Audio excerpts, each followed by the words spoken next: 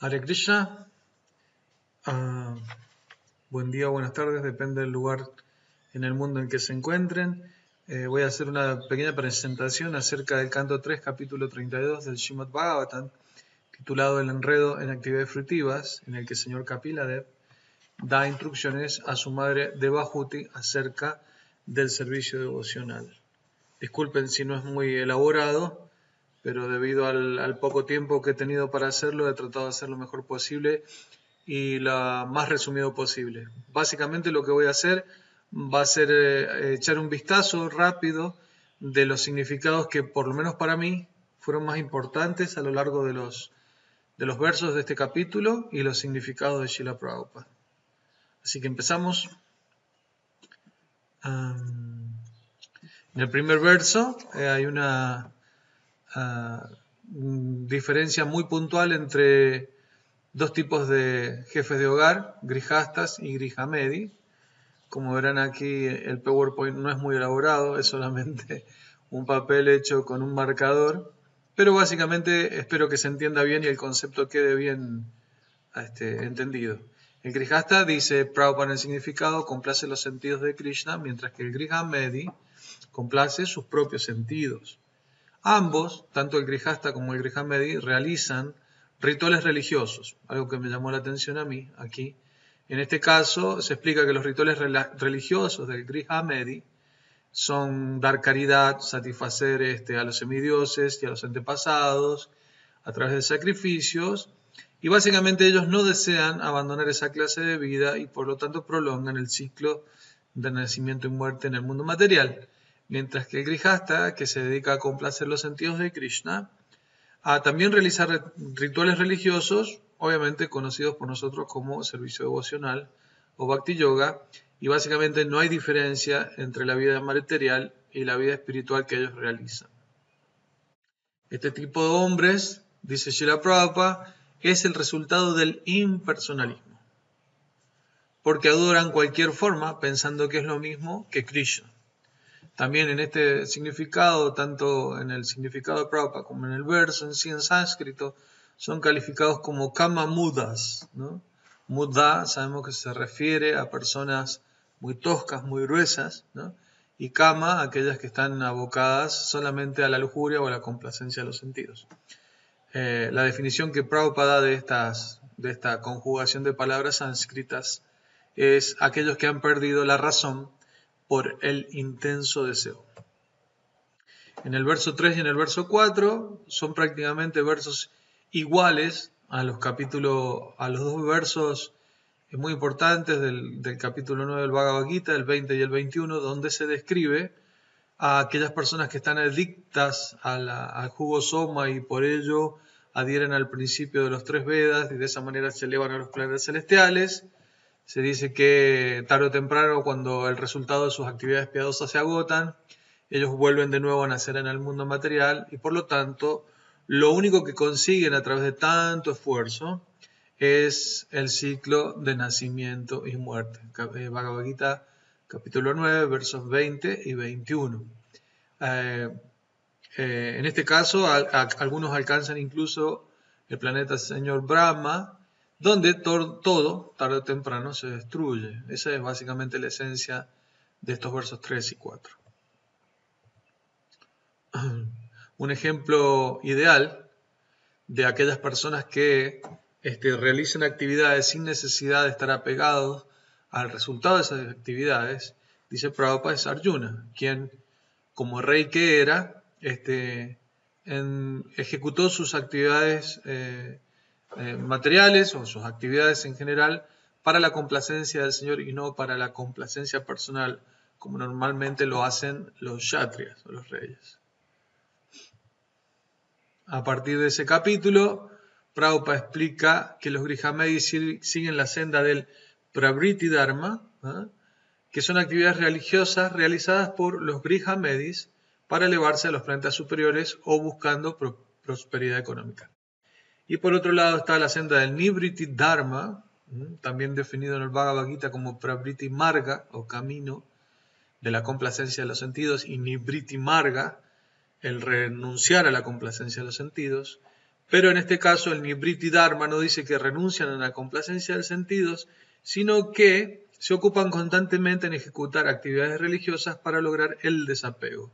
O sea, ocupan todos sus sentidos en satisfacer los sentidos de Krishna y por lo tanto obtienen un gusto superior para Drishtan y Vartante, lo que los ayuda a desapegarse de la condición inferior de la naturaleza material. Estas personas también son definidas en el próximo verso como las personas que siguen el Surya Dvarena, que significa que siguen por el sendero iluminado o pasando por el planeta Sol para entrar al reino de Dios. Ese reino de Dios se explica que puede tener dos aspectos o una entrada directa y una indirecta. Se dice que aquellos que adoran a Hiranyagarbha o Garbhodakasa y Vishnu se quedan dentro del universo en Satyaloka o en otro planeta superior hasta el final de la vida de Brahma. Esas personas entran directamente en el reino de Dios. Acá falta algo que me olvidé agregar, que las personas que adoran a Krishna directamente entran directamente en el reino de Dios, los planetas Vaikunthas. O si se trata de adoradores de Garbhodakasa y Vishnu, como lo vimos en la referencia anterior, la porción plenaria, permanecen en este universo hasta el momento de la disolución y entonces, y recién entonces, entran en el reino de Dios. Se explica aquí todo este huevo universal o la creación del señor Brahma, que el señor Brahma en algún momento disuelve el huevo universal y va de vuelta a Dios. Y aquellos que digamos de alguna u otra manera lo han adorado o han alcanzado la plataforma o los planetas Brahman, se vuelven uno con él, y al volverse uno con él, también de una manera indirecta, cuando él va de vuelta a Dios, ellos van de vuelta a Dios también, de alguna u otra manera, formando parte del cuerpo del señor Brahma. Y acá se explica que los yogis, al abandonar el cuerpo material, pueden entrar en el cuerpo del señor Brahma. Al no ser directamente devotos del Señor, no pueden obtener la liberación directamente. Esos yogis o adoradores de semidioses están expuestos a la posibilidad de volver a nacer cuando haya una nueva creación. En este caso recordamos el famoso verso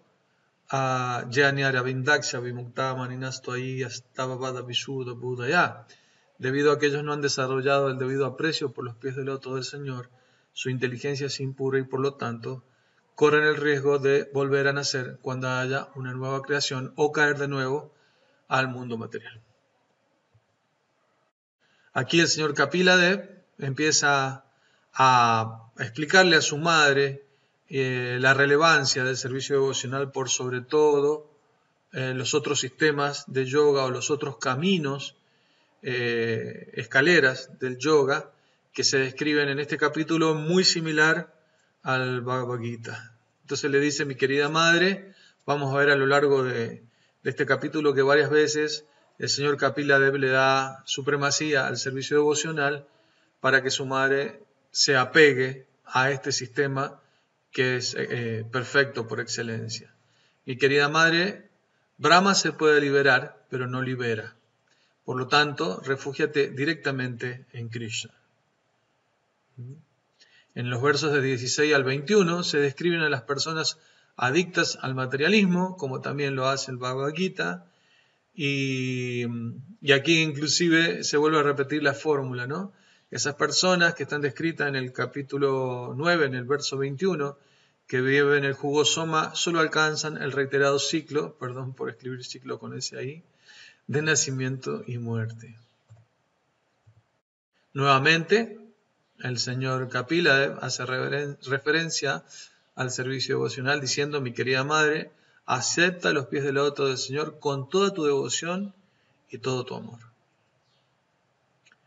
En el verso siguiente se explica, Srila Prabhupada explica que hay dos tipos de actividades, que hay actividades para el progreso material y hay actividades para el progreso espiritual. por hacer actividades para el progreso material, obviamente se obtiene progreso material. Y por hacer actividades para el progreso espiritual, se obtiene progreso espiritual y también material. Por lo tanto, Prabhupada, de una manera muy inteligente y experta, pregunta al final del significado: entonces, ¿por qué acudir a los semidioses? Si realizando actividades para el progreso espiritual se obtienen tanto logros espirituales como materiales.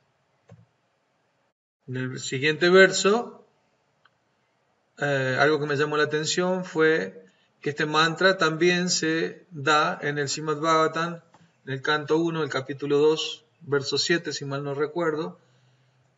Hice una comparación. En este capítulo se dice Vasudeva Bhagavati Bhakti Yoga Prayoyita Jana Yati Ashubaira Yanam Yat Brahma Darshanam, ¿no? Teniendo el Darshan, Brahma Darshanam, acá se explica que Brahma Darshanam no es tener el Darshan del Señor Brahma, sino el Darshan o la audiencia del Señor Krishna, o sea, básicamente ver Krishna cara a cara. Mientras que en el significado del Srimad Bhagavatam 1.2.7, este mismo verso, fíjense que la diferencia solamente radica en que en vez de decir Yat Brahma Darshanam, dice Yat Chayat Ahaitukam. Ahaituki sabemos que es por su libre albedrío, y aquí se traduce de la siguiente manera el verso: por prestarle servicio devocional a la personalidad de Dios Sri Krishna, uno adquiere de inmediato conocimiento sin causa y desapego del mundo. Mientras que en el verso de este capítulo del Srimad Bhagavatam, en el que el señor Kapila está hablando, se dice que al ocuparse en el proceso de conciencia de Krishna y desempeñar el servicio devocional a Krishna, se hace posible el progreso en el conocimiento y el desapego, así como también en la autorrealización. La diferencia es la palabra autorrealización aquí, que va asociada con esta palabra Yat Brahma Darshanam, o tener la audiencia del Señor Supremo, o como Krishna lo narra en el significado, ver Krishna cara a cara, lo que obviamente y automáticamente hace que la persona se desapegue completamente de las actividades materiales. El devoto elevado tiene la mente equilibrada y trasciende lo agradable y lo desagradable. Él está en la plataforma Brahma Bhuta, cualitativamente igual a la suprema personalidad de Dios. Algunos de estos significados no son textuales, pero sí están asociados con las enseñanzas del Bhagavad Gita. En este otro verso se dice que la suprema personalidad de Dios es conocimiento trascendental completo, pero según distintos procesos de comprensión se presenta de diversas maneras, ya sea como Brahman impersonal, como Paramatma o como Bhagavan, la suprema personalidad de Dios, o como Purusha Avatar. Me llamó la atención que en este caso no se menciona básicamente los tres aspectos de la verdad absoluta, que son Brahman, Paramatma y Bhagavan, sino que también en el significado se agrega o como Purusha Avatar. Entonces viene el significado que Purusha Avatar es un aspecto de Paramatma. Básicamente los aspectos principales son tres, y este aspecto Purusha Avatar en realidad es un aspecto también de la forma Paramatma. Una cosa interesante en el significado que dice Prabhupada es que Paramatma y Brahman son invisibles y por lo tanto son aspectos inferiores o incompletos, ya que no tienen la posibilidad de ser vistos directamente, ¿no? En cambio, o mientras que Bhagavan es superior porque es personal y visible, o sea, es completo, ¿no? También se lo puede ver. Por lo tanto, es un aspecto superior. El señor Kapila sigue explicando que el yogi se desapega de la materia, mientras que el Vaishnava rinde todo como ofrenda a Krishna, por lo tanto, está también desapegado bajo el principio de Yukta Vairagya. Una cosa interesante también es que aquellos que tienen aversión a Krishna especulan acerca de su naturaleza, pero el devoto entiende que todo emana del Mahatattva, un aspecto de la Suprema Persona. Otra vez, aquí el señor Kapila le dice: mi querida madre, te he explicado el sendero del Bhakti por el cual puedes entender la naturaleza material y la espiritual.